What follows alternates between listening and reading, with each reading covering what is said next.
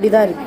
தஹஜ்ஜுத் தொழுகையை கடைபிடித்து வாருங்கள் என்கின்ற தலைப்பில் இறை தூதர் ஸல்லல்லாஹு அலைஹி வஸல்லம் அவர்கள் கூறினார்கள், உயர்வும் வளமும் மிக்கவனான நம் இறைவன் ஒவ்வொரு இரவிலும் இரவின் இறுதி 1/3 பங்கு இருக்கும்போது கீழ்வானத்திற்கு இறங்கி வந்து, என்னிடம் யாரேனும் பிரார்த்தித்தால் அவரின் பிரார்த்தனையை நான் ஏற்கிறேன், என்னிடம் யாரேனும் கேட்டால் அவருக்கு நான் கொடுக்கிறேன், என்னிடம் யாரேனும் பாவமன்னிப்பு கோரினால் அவரை நான் மன்னிக்கிறேன் என்று அல்லாஹ் கூறுகிறான் என அபூ ஹுரைரா ரலியல்லாஹு அன்ஹு அவர்கள் கூறினார்கள். அப்போ இந்த இறுதி 1/3 பங்குன்னு மட்டும் இல்லையா, சரி போட்டுக்கோங்க.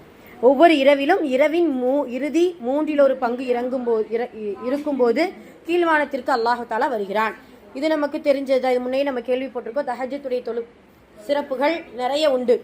அதாவது கியாமுல் லைல் என்கின்ற இரவு தொழுகை அல்லாஹ்விடத்தில் ஃபர்லு தொழுகைக்கு அப்புறம் சிறந்த தொழுகை கியாமுல் லைல் தொழுகை தான். நபி ஸல்லல்லாஹு அலைஹி வஸல்லம் அவர்கள் சொன்னது போல, உங்களுடைய இரவு நேரத்தை 1/3 பகுதி கடைசி நேரத்தில் உங்களுடைய இபாதத்தை கொண்டு உயிர்ப்பித்துக் கொள்ளுங்கள், ஹயாத்தாக்கி கொள்ளுங்கள் அப்படிங்கிறத நபி ஸல்லல்லாஹு அலைஹி வஸல்லம் அவர்கள் சொல்லியிருக்கிறாங்க. அதில் ரொம்ப முக்கியமானது தஹஜ்ஜுத். குரானில் சில தொழுகையை அல்லாஹ் சிலாஹித்து சொல்லுவான். குரானில் வந்து ஃபஜ்ர் தொழுகை, இஷா, அஸ்ர், அஸ்ர் தொழுகை, இந்த 3 தொழுகையும் அல்லாஹு தஆலா சிறப்பாக சொல்லுவான். அதில் இந்த நஃபிலான சுன்னத்தான தொழுகையில் இந்த தஹஜ்ஜுத் தொழுகை ஒன்று. சரிங்களா? அப்போ இந்த மொத்தம் இந்த 4 தொழுகையை அல்லாஹு தஆலா குரானில் சிறப்பான ஒரு தொழுகை அப்படிங்கிறத அதனுடைய ஆரம்ப நேரத்தை குறித்தும் அந்த தொழுகை என்ன நன்மைங்கிறதையும் குறித்தும் அல்லாஹு தஆலா குரானில் கோடிட்டு காட்டியிருப்பான். அதில் ஒன்று தான் தஹஜ்ஜுத். அது மட்டும் இல்லாமல் அல்லாஹுடைய தூதர் முதல் முறையாக எடுத்து தொழுத தொழுகை இரவு தொழுகை தான். இரவு தொழுகை தான் தலைமையாறதுக்கு முன்னாடியே. அதே போல் நபி ஸல்லல்லாஹு அலைஹி வஸல்லம் அவர்கள் இரவுல கால் வீங்கும் அளவு தொழுத தொழுகை தஹஜ்ஜுடைய தொழுகை, கியாமுல் லைல் இரவு தொழுகை. அதே போல் நபி ஸல்லல்லாஹு அலைஹி வஸல்லம் அவர்கள் குடும்பத்தார்களை எழுப்பிய தொழுகையும் இந்த இரவு தொழுகை தான். எந்த அளவுக்கு அப்படின்னா, ஃபர்லு தொழுகைக்கு கூட அல்லாஹுடைய தூதர் எழுப்புறதுங்கிற வரலாறு இல்லை. ஆனால் இரவு தொழுகையில் நபி ஸல்லல்லாஹு அலைஹி வஸல்லம் அவர்கள் அதில் ரமலானுடைய கடைசி இரவுல பார்த்தீங்கன்னா தானும் தொழுது விட்டு தன்னுடைய குடும்பத்தார்களை என்ன செய்வாங்க, எழுப்புவாங்க. இப்போ அந்த அளவுக்கு சிறப்பான நிறைய இருக்கிறாங்க. அபூ ஹுரைரா அவர்கள், அனஸ் ரலியல்லாஹு அன்ஹு, ஹதீஸ்ல நம்ம பயான்ல பார்த்தோம்ல எல்லாருமே. சரி, அப்போ இங்கே இடத்துல இந்த ஹதீஸ்ல என்ன சொல்லியிருக்காங்க அப்படின்னா, அல்லாஹு தஆலா அவனுடைய அர்ஷில இருந்து முதல் வானத்துக்கு என்ன செய்யறான், வர்றான் இந்த தஹஜ்ஜுடைய நேரத்தில். தஹஜ்ஜுடைய நேரம் அப்படின்னு சொல்லும் பொழுது 2 கருத்து வேறுபாடு 2 இருக்கு. ஒன்று நம்ம சொன்னோம் இல்லையா, தூங்கி எழுந்தவுடன் தஹஜ்ஜுத் தொழுது கொள்ளலாம். ஆனால் சிறந்த நேரம் எது? இரவின் 3வது பகுதி, அதாவது ஃபஜ்ருக்கு முன்னால் இருக்கக்கூடிய இரவு. அந்த இரவு நேரத்தில் தான் சஹாபாக்கள் நபி ஸல்லல்லாஹு அலைஹி வஸல்லம் அவர்கள் நிறைய தொழுதிருக்கிறாங்க. அந்த நேரத்தில் தான் அல்லாஹு தஆலா தன்னுடைய 7 வானத்திற்கு அடுத்து முதல் வானத்தில் என்ன செய்யறான், அல்லாஹ் வந்து வருகை தர்றான். 3 கோரிக்கைகள் வைக்கிறான், அல்லாஹ் கேட்குறான். அதுலேயும் இதில் வந்து தன்னுடைய கரத்தை நீட்டி அப்படிங்கிற வார்த்தைகள்லாம் இதில் இடம்பெறலை. ஆனால் சில ஹதீஸ் கிதாபுகளில் தன்னுடைய கரங்களை நீட்டி அவன் கேட்கிறான், அல்லாஹ் கேட்கிறான், எதிர்பார்க்கிறான்.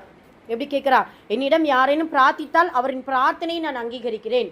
எத்தனை பிரார்த்தனைகளுக்கு நம்ம ஏங்கிக்கிட்டு இருக்கிறோம். எவ்வளவோ காரியங்கள் நமக்கு வந்து கூடணும், நமக்கு வந்து அல்லாஹ் தஆலா கபூல் செய்யணுங்கிற பிரார்த்தனை. அப்போ அந்த நேரத்தில் பிரார்த்தனைன்னு சொல்லிட்டு ஒரு நேரம் உண்டு, கபூலாகக்கூடிய நேரம். அதில் ரொம்ப முக்கியமான தஹஜ்ஜுடைய நேரம். ஏன்னா மற்ற எதுலையாவது பாருங்களேன், இப்போ லுகர் நேரம், இல்லை ஃபஜ்ருடைய நேரம், இல்லை இஷாவுடைய நேரம் அல்லாஹு தஆலா முதல் வானத்தில் வந்திருக்காங்கிற ஏதாவது வந்திருக்கா? கிடையாது. அப்போ அல்லாஹுடைய அருகாமை, அல்லாஹுடைய நெருக்கம் கிடைக்கக்கூடிய ஒரு நேரம் என்றால் தஹஜ்ஜுடைய நேரம் தான்.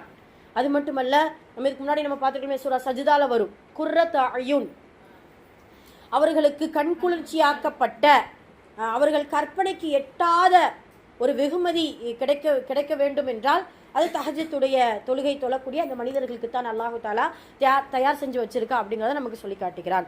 இப்போ 2வது விஷயம் பாருங்க, என்னிடம் யாரேனும் கேட்டால் அவருக்கு நான் கொடுக்கிறேன். இப்போ நாம் எல்லாருமே கேட்கக்கூடியவர்கள். அல்லாஹ் சொல்லுவோம் இல்லையா, ஃபைதா சஅலக இன்னி ஃபஇன்னி கரீப், என்னிடத்துல யாராவது கேட்கறதா இருந்தால் நீங்கள் கேளுங்க, அவங்களுக்கு நான் கொடுக்குறேன். அல்லாஹு தஆலா அல்லாஹுடைய தூதர் சொல்லுவாங்க, அல்லாஹ் எந்த அளவுக்கு நெருக்கமாக இருக்கிறான் அப்படின்ட்டு மக்கள் கேட்கும் பொழுது அல்லாஹ்வே பதில் சொல்லுவான். நான் ரொம்ப அருகாமையில் இருக்கிறேன், நீங்கள் கேட்டால் நான் பதில் சொல்கிறேன் அப்படிங்கிறத அல்லாஹ் சொல்லுவான். இப்போ அப்படியான கேட்கக்கூடிய அந்த பொருத்தமான நேரம் தஹஜ்ஜுடைய நேரம்.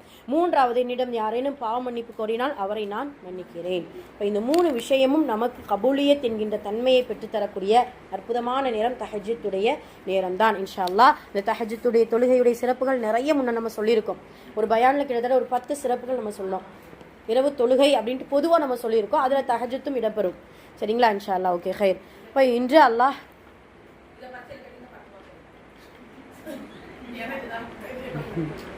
சரி என்று அல்லாஹ் கூறுகிறான் என அபூ ஹுரைரா ரலியல்லாஹு அன்ஹு அவர்கள் சொல்கிறார்கள். சரி, ரைட்.